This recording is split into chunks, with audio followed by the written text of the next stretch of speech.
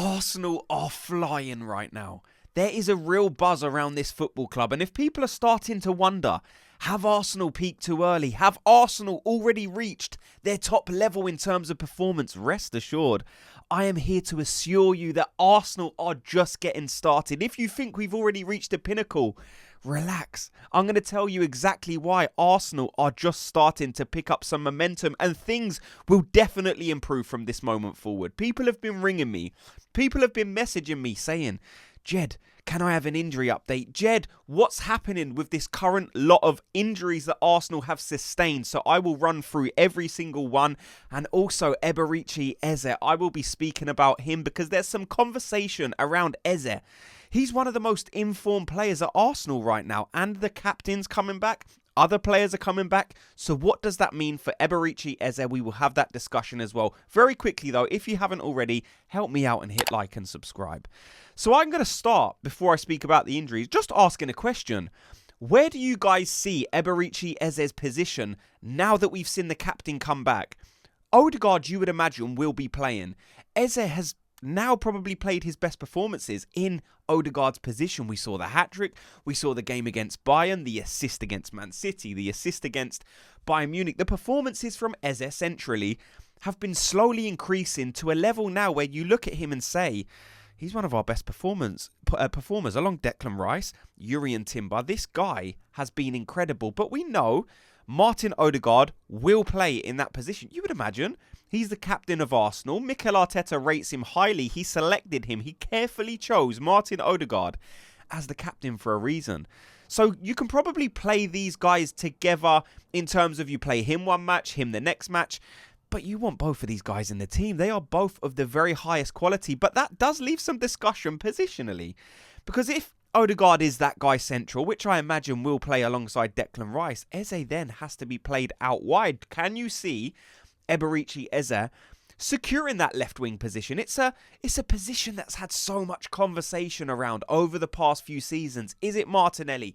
Is it Trossard? Is Madueke being brought in to hold that left hand side? Or is the answer now Eberici Eze? I genuinely want you to let me know, where does Eze play going forward? Is it central? Is it left wing? Or is it mix and match? That's probably the way that I see it. It's a bit of both. So let me know in the comment section. So the highly anticipated injury update. People have been screaming for this one because, like I said, we're playing at a level now where you're thinking, oh my God, have this Arsenal team reached the point, like, are we peaking too early? You never want to peak too early because by the time the tournaments come around, the semi-finals, the finals, that's when you want to be hitting that peak performance level, right?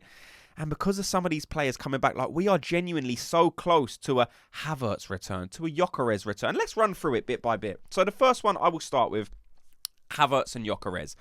There's an outside chance that both of these guys could be available for the Chelsea game, although it would appear that Gyökeres is slightly closer to that.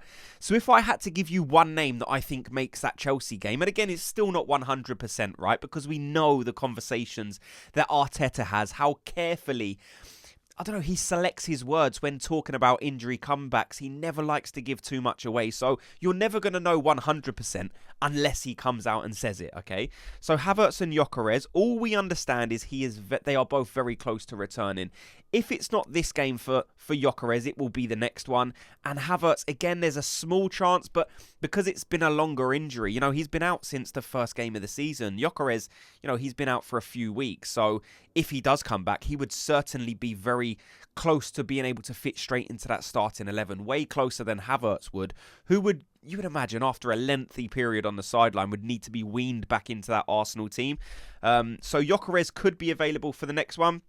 And then we've got, who have we got there? Gabriel, it's looking like late December, early January. So if anyone's hoping to see Gabriel this year, the chances, I don't know, it's very, very difficult to judge whether it will be this season or, this year or early next year. I think it's safe to say early next year, and then you're not left disappointed if you're hoping to see him before the new year. And then you've got Trossard. It's just, the Trossard one's frustrating. Again, we are blessed in that position now, especially with Madueke come back. Like I said, we've got Martinelli, who's in goal-scoring form. You've got Eze, who might need to be deployed there because Ødegaard will be playing more central. But Trossard has been so good.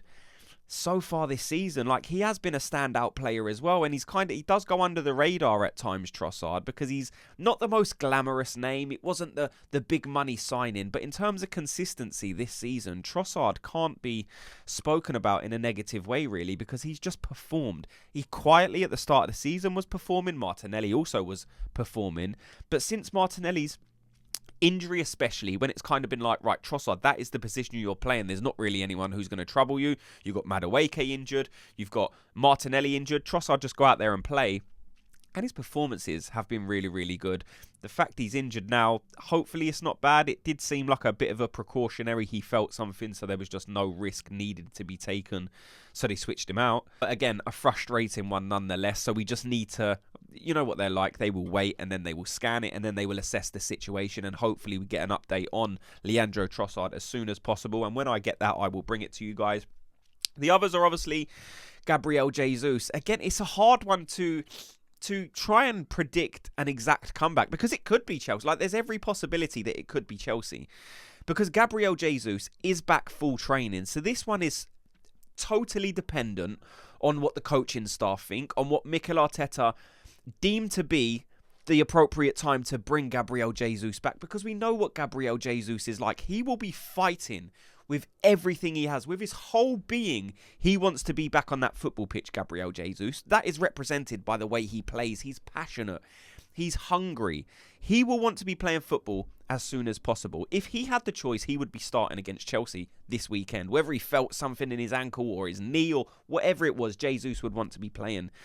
But as a coaching staff, as Mikel Arteta, you need to be careful how you approach this, because we know, unfortunately, Gabriel Jesus is vulnerable to injury. So you don't want to rush that back. Not only because he becomes part of the squad, then all of a sudden he's missing again. So it's not good for everyone's morale.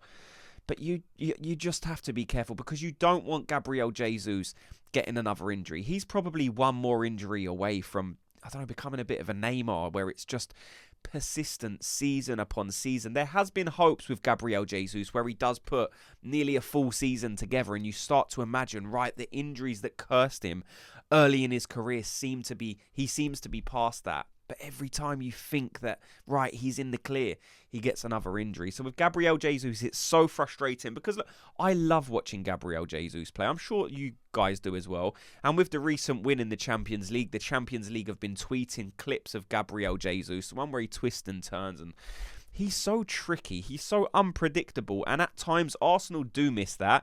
Now, since we've signed some of these players like Madueke, like Eze, we do have a bit of that in the squad now. Before, it was Jesus, who probably was the most unpredictable, where you was thinking, right, he's going to release it here. And then all of a sudden, he chops, turns, and he's through on goal.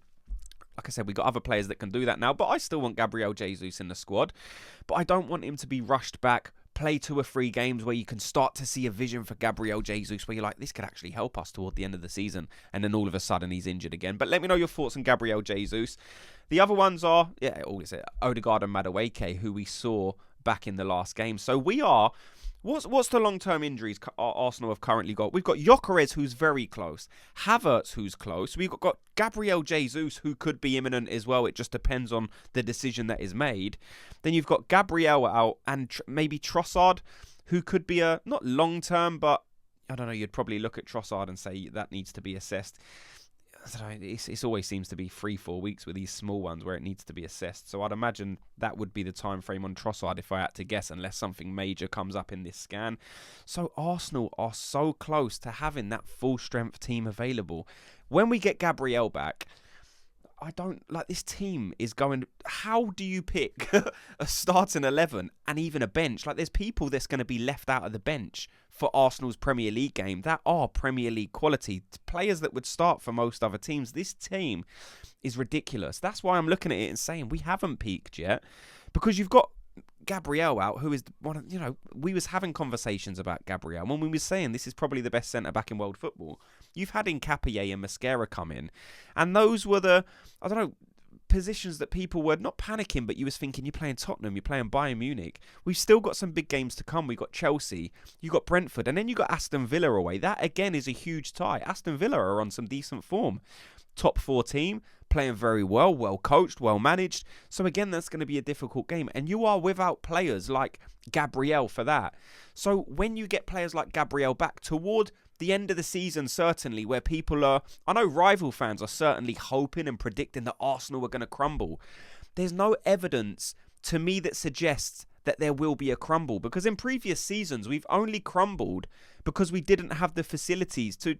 When we lost a player, there was no like-for-like replacement, so the drop-off was so big, the performance dips, and then you start to lose games.